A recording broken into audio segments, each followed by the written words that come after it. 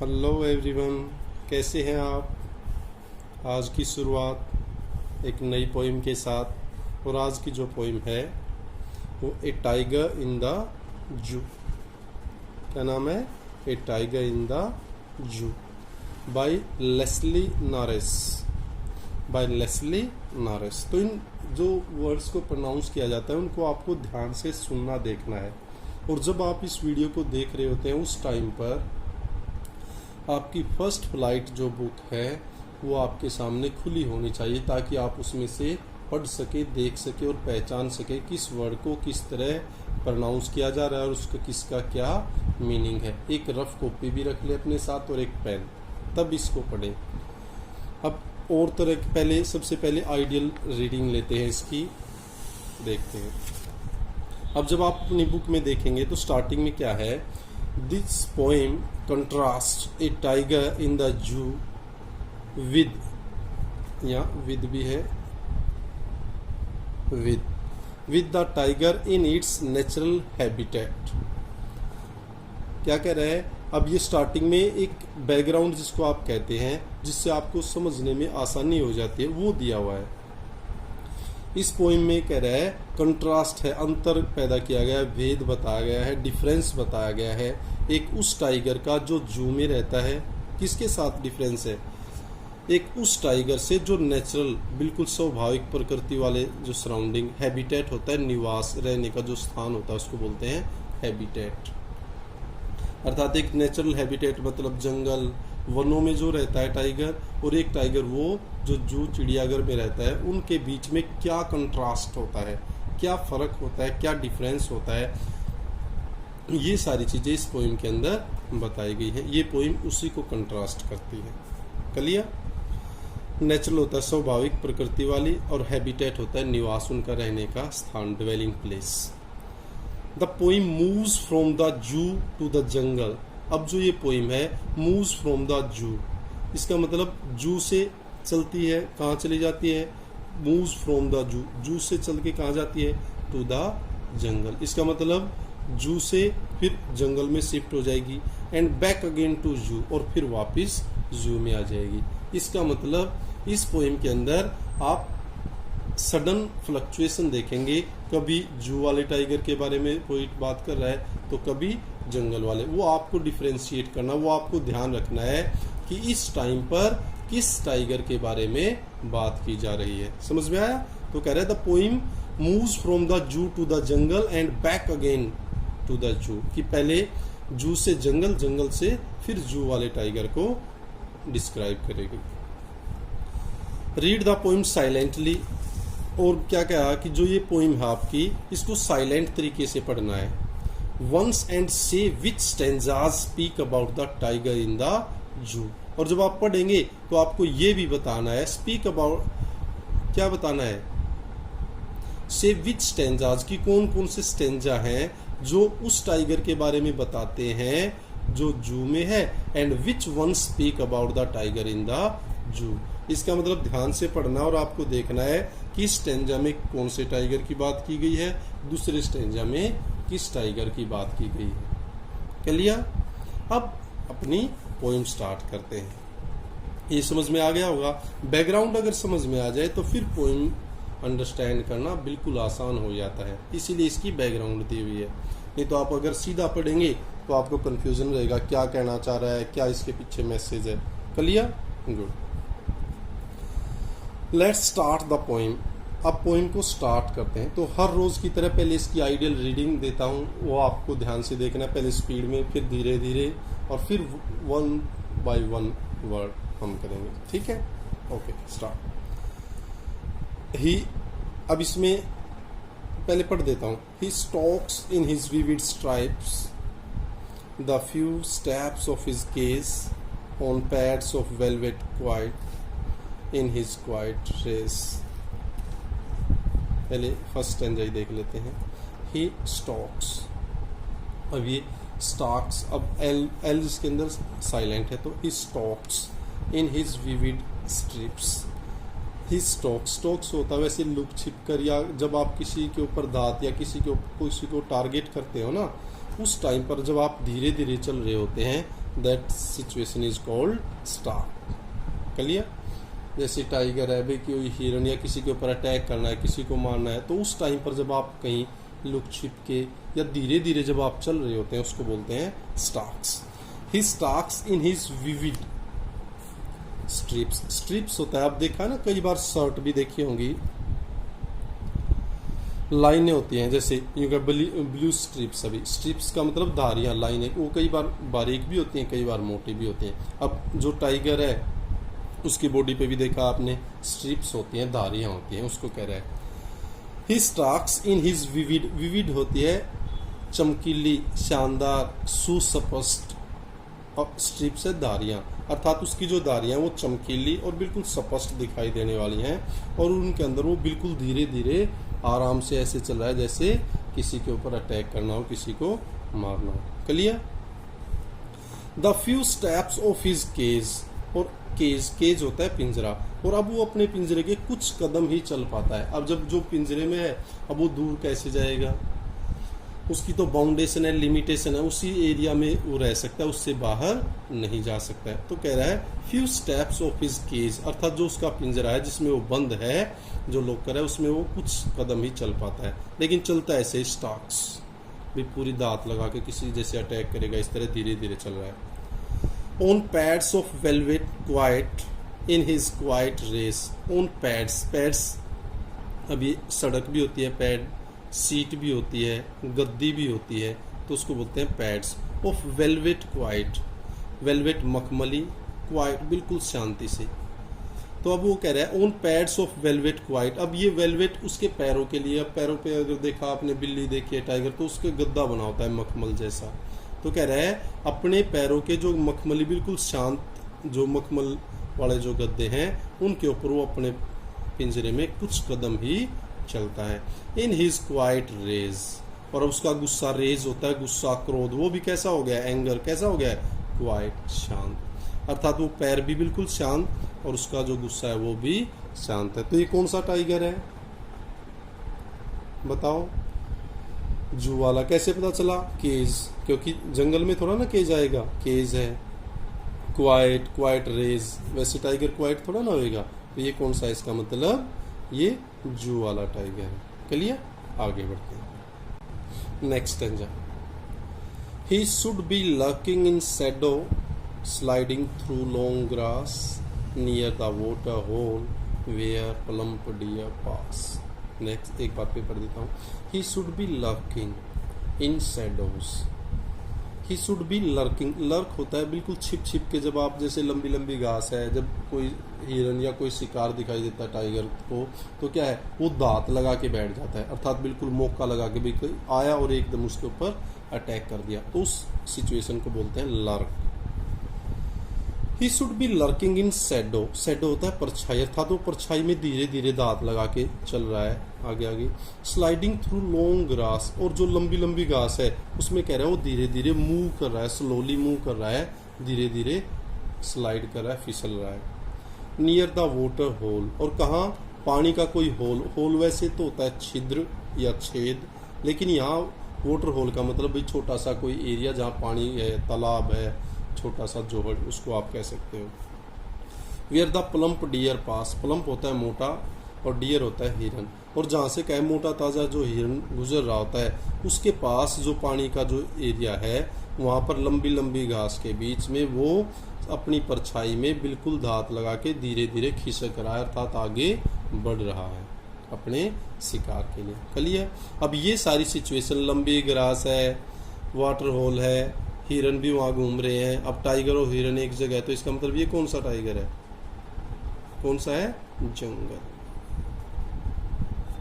Clear? Good, आगे बढ़ते हैं।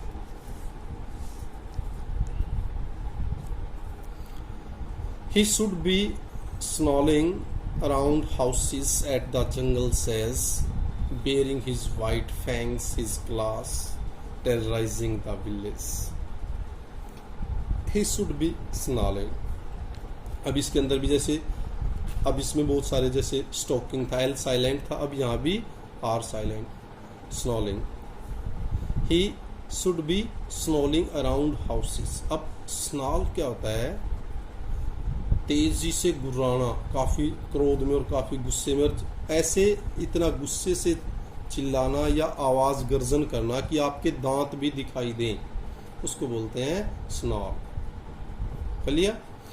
ही should be snarling round the houses, अर्थात वो घरों के चारों ओर काफ़ी तेजी से गुस्से से दहाड़ रहा है, जिसमें उसके दांत, नुकीले दांत भी दिखाई दे रहे हैं। एट द जंगल सेज, जंगल के बिल्कुल किनारे पे, अर्थात अपने जंगल से बिल्कुल बाहर आके जहाँ बस्ती जहाँ रहने वाला जो स्थान शुरू हो जाता है वहाँ पर दहाड़ रहा है, और ये दहाड़ भी इतनी तेज है कि उसके नुकीले दांत भी दिखाई दे रहे हैं जो काफ़ी डरावने लगते हैं। Baring his white fangs, bare, bare BARE, bare होता है नंगा करना। अनावरणहीन, आवरणहीन अर्थात किसी चीज़ को वस्त्रहीन करना, और यहाँ पे बेयरिंग नुकीले, हिज वाइट फैंक्स, फैंग होता है उसके जो दांत है, जो उसके नुकीले सफ़ेद दांत हैं उनको बेयर, और ज़्यादा नुकीले अर्थात दिखा रहा है। जब दिखाएगा तो क्या हो गया, अब मुंह में ढके हुए हैं, फिर क्या है, उनको आवरणहीन अर्थात वो बिल्कुल नुकीले दिखाई दे रहे हैं। हिज क्लास, उसके पंजे दिखाई दे रहे हैं, अर्थात उन्होंने उन दोनों को बिल्कुल स्पष्ट दिखा दिया है, अपने नुकीले दांतों को भी और अपने पंजों को भी। Terrorising the village, terror, terror TERROR, terror होता है भय, इसी से बनता है टेररिस्ट, IST लगा दो। टेरर होता है आतंक और टेररिस्ट होता है आतंकवादी। और उस जब इस तरह की दहाड़ है, अपने नुकीले पंजे दिखा रहा है, अपने नुकीले दांत दिखा रहा है, तो क्या है, पूरे गांव को दहशत में से भर रहा है, अर्थात आतंक से भर रहा है। क्लियर है? आगे बढ़ते हैं।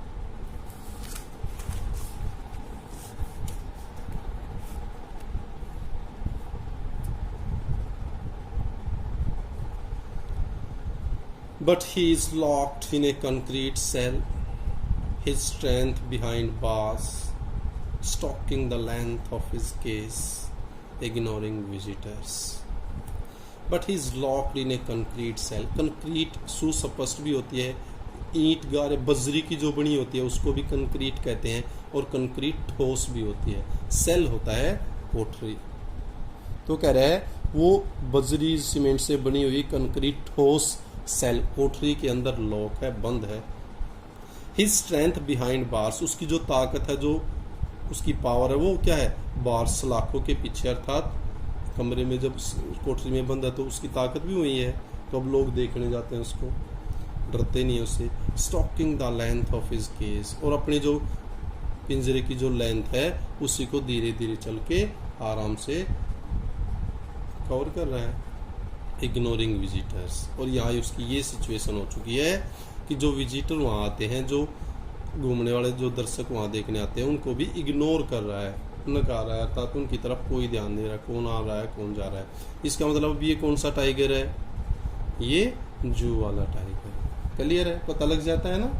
गुड, आगे बढ़ते हैं। नेक्स्ट स्टेंजा देखते हैं। He hears the last voice at night, the patrolling cars, and stares with his brilliant eyes at the brilliant stars. He hears, वो सुनता है, the last voice at night, रात में जो अंतिम आवाज़ आती है उसको सुनता है। किस चीज़ की आवाज़ आती है? the patrolling cars, गश्त लगाती हुई कारों की, अर्थात जो गश्त कारें लगा रही हैं उनकी लास्ट आवाज़ को वो सुनता है। And stairs with his brilliant eyes, और अपनी चमकदार चमकीली आंखों से स्टेयर करता है, घूरता है, देख रहा होता है किसकी ओर?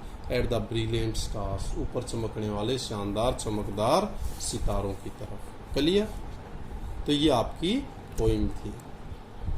आशा करता हूँ अच्छी भी लगी होगी, समझ में भी आई होगी और इजी भी होगी। आगे बढ़ते हैं। तो सबसे पहले जब आप होमवर्क करेंगे, name of the poem is, inverted commas में लिखना, ए कैपिटल, टाइगर का टी, इन और द का ये फर्स्ट लेटर स्मॉल रहेंगे, zoo, A tiger in the zoo, inverted commas close. Clear? Name of the poet is Leslie Norris. Clear? आगे बढ़ते हैं। अब कुछ डिफिकल्ट वर्ड्स आए थे। क्या आए थे? Difficult words. अब उनकी बात कर लेते हैं, डिफिकल्ट वर्ड्स की। स्टॉक्स बताया था आपको, धीरे धीरे दांत लगा किसी पे अटैक करने की स्थिति में भी जब आप धीरे धीरे चलते हो, that is called stock. Vivid, सुस्पष्ट, चमकदार उसको बोलते हैं विविड। स्ट्रिप्स लाइनें धारियां उनको बोलते हैं स्ट्रिप्स। केज पिंजरा। पैड्स आपको बताया गद्दी सीट उसको पैड्स बोलते हैं। क्यारी भी होता है। वेलवेट मखमली होता है। इनको आप साथ साथ लिख सकते हैं, अपनी कॉपी में लिखते रहें। अब ये देखो, ये बताने की चीज़ें होती है, टीचर की जिम्मेवारी भी ये नहीं है अभी करवाया और चलेगी, उसके अलग भी आपको इन्फॉर्मेशन मिलनी चाहिए। अब ये देखो, अब ये 3 वर्ड है, बहुत सारी यहाँ तक कि बच्चे नहीं, टीचर्स भी कंफ्यूज रहते हैं कौन सा क्या लिखना है। अब ये क्वाइट, QUITE क्वाइट होता है पूर्ण रूप से। जैसे आप कहते हो हाउ आर यू और वो कहता है I am quite fine, I am quite well. Quite, ये वो क्वाइट है पूरी तरह से। QUIET क्वाइट, ये होता है शांत, काम, cool, quite, he is very quite. और जो अपने इसमें भी आ क्वाइट रेस। एक होता है ये क्विट, QUIT। अब ये देखो QUI, इसका मतलब कंफ्यूज होने का बहुत सा ये सब होता है। क्विट करना, कोई चीज़ छोड़ देना, लीव करना, लेफ्ट कर जाना। क्लियर, ये बताने की चीज़ें थी। लाक वही है भी, दांत लगा के बैठना, किसी चीज़ पे अपने टारगेट करना, that is called lock. Stare होता है घूरना, ध्यान से देखना। स्टेयर्ड, इन चीज़ों को भी याद रहना चाहिए, आपको पता होना चाहिए first form, third form, second क्या होती है। ब्रिलियंट, प्रभावशाली, चमकदार, वो होता है ब्रिलियंट। नेक्स्ट, शैडो, परछाई। स्लाइड थ्रो, मूव स्लोली, धीरे धीरे से चलना, उसको बोलते हैं स्लाइड थ्रू।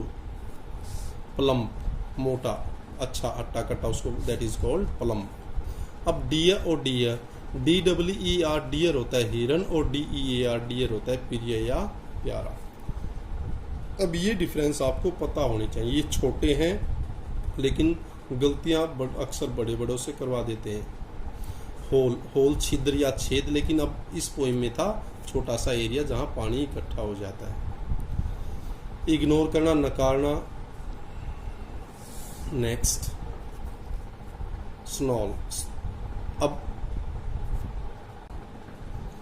स्नॉलिंग गुर्राना, दहाड़ना बता था, जिसमें आपके दांत भी दिखाई दे, उसको कहते हैं स्नॉलिंग। स्नॉल। एज होता है कोना या किनारा, किसी चीज़ का एज भी यहाँ से आगे ये इसका किनारा है। बेयर, नंगा, आवरणहीन, और कोई चीज़ कवर से अलग कर देना, that is called bare. Fangs, नुकीले जो दांत होते हैं, दोज आर कॉल्ड फैंक्स। अब टाइगर के लिए क्या यूज़ किया था इन्होंने, वाइट फैंक्स।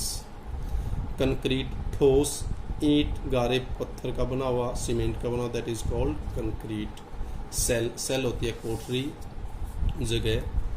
अब एक वर्ड आया था इसमें पेट्रोल, ये वर्ड होता है, अब कंफ्यूज हो जाते हैं बच्चे। ये PETROL पेट्रोल, वो पेट्रोल है ईंधन, जो फ्यूल जो आप गाड़ी में डलवाते हैं, ये पेट्रोल। और ये PATROL पेट्रोल, ये गश्त लगाना, वो पेट्रोल, पेट्रोलिंग कार। अब यहाँ ये आया हुआ था। अच्छा लगा, थैंक यू। आशा करता हूँ ये पोइम आपको अच्छी भी लगी होगी, और लगभग जो भी क्वेश्चन आपके माइंड में आने चाहिए या आ सकते हैं, मेरा प्रयास रहा है लगभग हर किसी का आंसर दिया जाए, और दिया गया है। इसी आशा के साथ पढ़ते रहिए, सीखते रहिए, सिखाते रहिए। Thank you, keep on enjoying, keep on learning. Thank you, thanks a lot.